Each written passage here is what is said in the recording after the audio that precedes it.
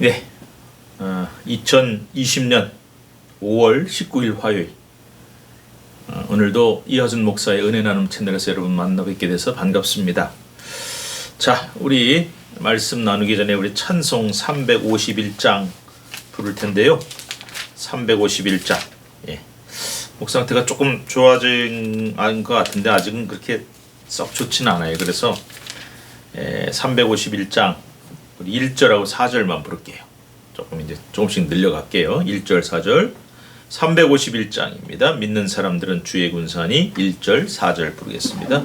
믿는 사람들은 주의 군사니 앞서가신 주를 따라갑시다. 우리 대장 예수 길을 들고서 접전하는 곳에 가신 것 보라. 믿는 사람들은 주의 군사니 앞서 가신 주를 따라갑시다. 4절이요. 백성들아 와서 함께 모여서 우리 모두 함께 개가 부르세. 영원토록 영광 전세 찬송을 우리 임금 예께 돌려보내세. 믿는 사람들은 주의 군사니 앞서 가신 주를 따라갑시다.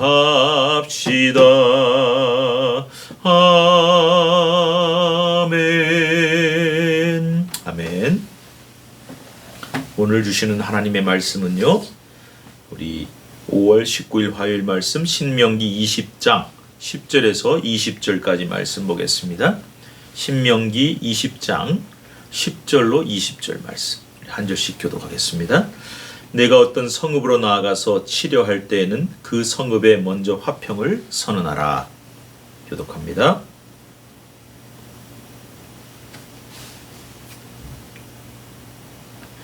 만일 너와 화평하기를 거부하고 너를 대적하여 싸우려 하거든 너는 그 성읍을 애워쌀 것이며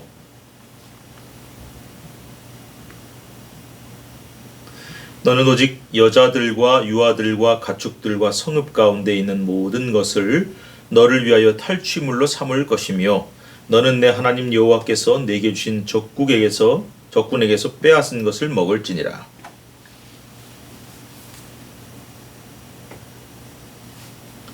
오직 내 하나님 여호와께서 내게 기업으로 주시는 이 민족들의 성읍에서는 호흡 있는 자를 하나도 살리지 말지니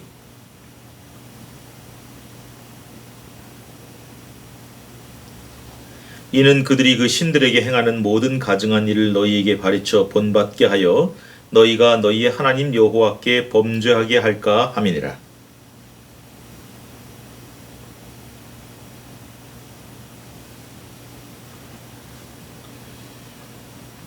(20절) 같이 읽겠습니다.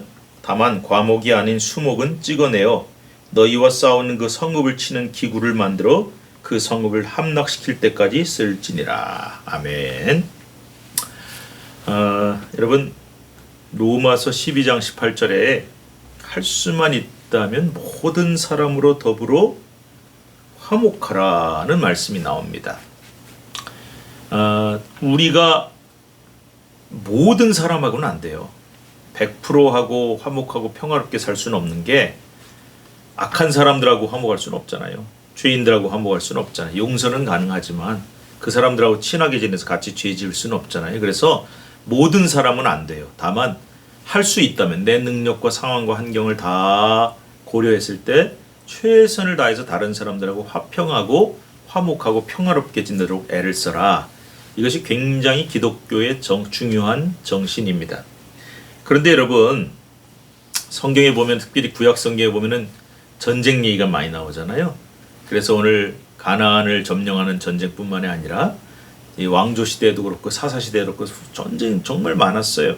그런데 그 전쟁들마다 이 이방 민족을 진멸하라, 싹 어린아이들까지 여자까지 죽여라는 말씀이 많이 나오다 보니까 야, 우리 하나님은 굉장히 전쟁을 좋아하시는 분인가?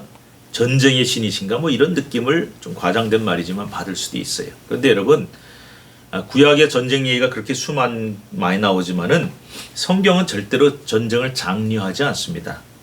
최대한 전쟁해라, 싸워라 하고 말씀하지 않습니다. 아까 말씀드렸지만 할 수만 있다면 모든 사람으로 더불어 화목하라 그랬지 절대로 전쟁을 격려하지 않고 장려하지 않습니다.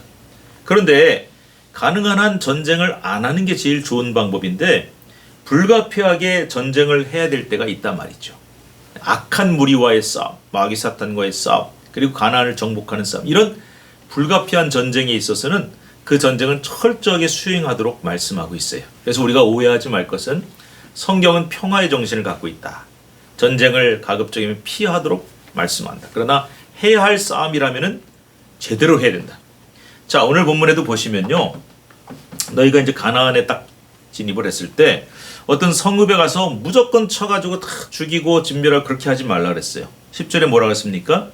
그 성읍을 치기 전에 먼저 화평을 선언하라. 야, 우리 평화롭게 전쟁하지 말고 끝내자. 그래서 좋은 말로 할 때 항복하라 이거예요. 11절에서 성문을 딱 열고, 그죠? 항복을 하면은 그 주민들에게 조공을 받고 너희를 섬기게 해라. 응? 그런데 이건 제일 좋은 방법이죠.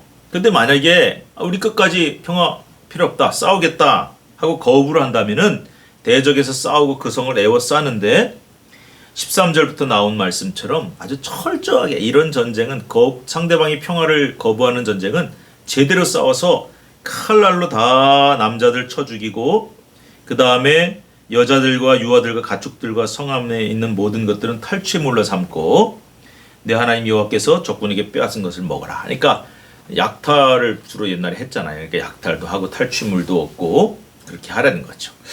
자, 그래서 우리가 이 말씀을 볼 때에 하나님은 무조건 전쟁하라고 말씀하시는 게 아니라 가급적이면 평화롭게 해결하는 방법을 찾고 끝까지 거부하고 정 안 되면은 그 전쟁을 확실하게 할 것을 말씀하고 있는 거예요. 특별히 17절에 보면은 가나안의 그 당시 7 부족들 족속들이 쭉 나오죠. 헷 족속, 아모리 족속부터 시작해서 그런 족속들과는 특별하게 확실하게 전쟁을 해야죠. 왜냐하면 그 사람들이 평화를 받아들일 리도 없지만은 제일 중요한 것은 뭐냐면요. 18절에 이건 하나님의 전쟁이에요. 왜 하나님의 전쟁이 되냐면은 평화를 선언했는데 받아들였다. 그러면은 조공받고 평화롭게 끝나고 평화를 거부하면은 쳐들어가서 전쟁하고 그런데 이 가나안에 있는 7 족속, 헷 족속부터 쭉 여부 족속까지는 그거 필요 없다 그랬어요. 그냥 진멸해라. 그건 또 왜 예외냐? 그 이유는 18절에 나온 대로 이는 그들이 그 신들에게 행하는 모든 가증한 일을 너희에게 가르쳐 본받게 하여 너희가 여호와 하나님께 범죄하게 할까. 그러니까 악한 영향력을 끼칠 수 있다는 거예요. 가증한 일을 가르쳐 본받게 할 수 있기 때문에 그 악의 근원은 확실하게 제거를 하라고 말씀을 한 거예요. 여러분, 이 말씀이 무슨 뜻이겠습니까? 그 당시로서는 가나안에 진입하는 이 전쟁 그리고 주변 국가들과의 전쟁. 그래서 여러분 가나안에 들어가기 전에 요단 동편이죠. 여러분 이스라엘 지도가 이렇게 있으면은 우리가 딱 지도를 놓고 봤을 때 가운데 요단강이 이렇게 흘러요. 그 다음에 오른편, 우리 오른쪽 편이 요단 동편이에요. 그 다음에 이 왼쪽 편이 이제 바다 지중해 쪽으로 가. 그쪽이 이제 가나안이라고 부르는 요단 서편이에요. 요단 동편에서 바사왕 옥이라든지 그죠? 이런 왕들하고 이 전쟁을 하려고 처음에 안 그랬어요. 그래서 뭐 암몬, 그 다음에 모압, 아몰 이런 나라들하고 그 다음에 바산 이런 나라들하고 처음부터 전쟁하려고 그러지 않아요. 이 말씀대로 우리가 너희 땅을 지나가겠다. 뭐 빼앗거나 약탈한 일 절대 없다. 해치지 않는다. 뭐 물이나 아니면 양식을 먹어야 된다면 돈 주고 사겠다. 그런데도 그 평화를 거부하고 결국 전쟁을 해서 그것을 점령을 하죠.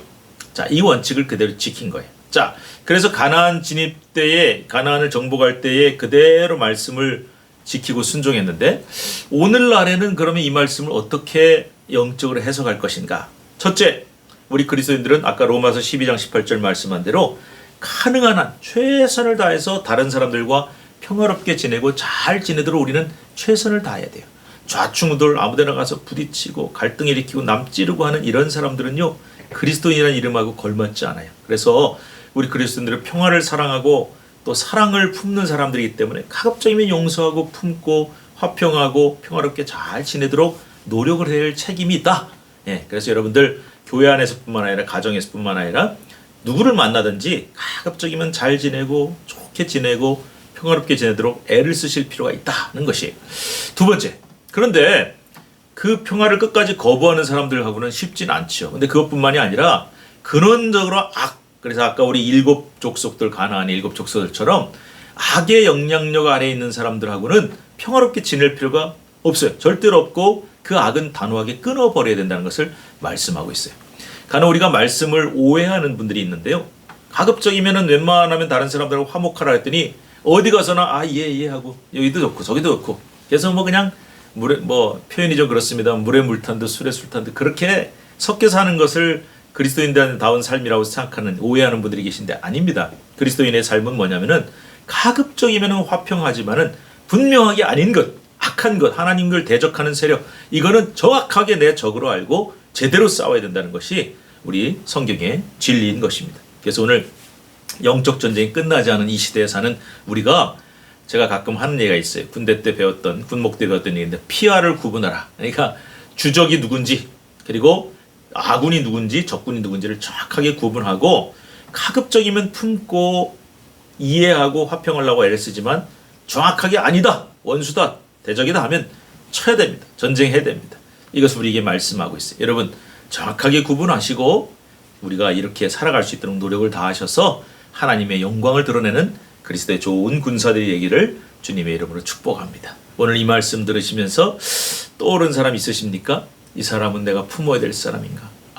이건 아니다라고 정리해야 될 것인가? 이거 우리가 잘 구분할 필요가 있겠죠. 자, 우리 주여 한번 부르시고 오늘 들은 말씀 기억하면서 하나님 가급적이면 할 수만 있다면 모든 사람들과 화평하고 화목한 사람이 되게 해주세요. 평화를 사랑하고 사랑을 실천하는 사람 되게 해주세요. 그러나 분명한 악한 세력이나 하나님을 거부하는 세력들과는 분명하게 아버지 타협하지 말고 목에 칼이 들어와도 싸울 수 있는 영적 전쟁할 수 있는 제가 될 수 있도록 잘 구분할 수 있는 지혜와 결단을 달라고 주님 앞에 기도합니다. 주여 부르시고 기도합니다. 주여 오늘 말씀을 보면서 우리 그리스도인들은 평화를 사랑하고 다른 사람들과 최대한 화평해야 된다는 것을 말씀해 주셨습니다. 이 말씀을 마음에 새기면서 주여 아버지 하나님 가능한 한 다른 사람들을 품고 이해하고 사랑하면서 화평하게 살아가는 저희들 될 수 있도록 도와주시옵소서. 우리가 어딜 가든지 다른 사람들과의 화평을 이루어가는 피스메이커 될 수 있도록 도와주시고 또 갈등이 있는 곳에는 아버지 하나님 화해를 시킬 수 있는 그런 사람이 될 수 있도록 도와주십시오. 그러나 모든 사람과는 안 된다고 하셨습니다. 악한 무리, 정확하게 악을 가진 무리, 악의 근원, 그리고 악의 축, 그리고 아버지는 무엇보다도 하나님을 거부하는, 하나님을 부인하는 무리들, 아버지는 우리는 분명히 끊어버릴 것을 끊게 하시고 결단할 수 있도록 도와주시고 하나님 이 세상에서 영적 분별력을 허락하셔서 하나님 뜻대로 살아갈 수 있는 저희를 될 수 있도록 도와주시옵소서. 예수님의 이름으로 기도합니다. 아멘. 주님의 이름으로 축복합니다. 여러분 건강하시고 또 수요일 내일 뵙겠습니다. 샬롬.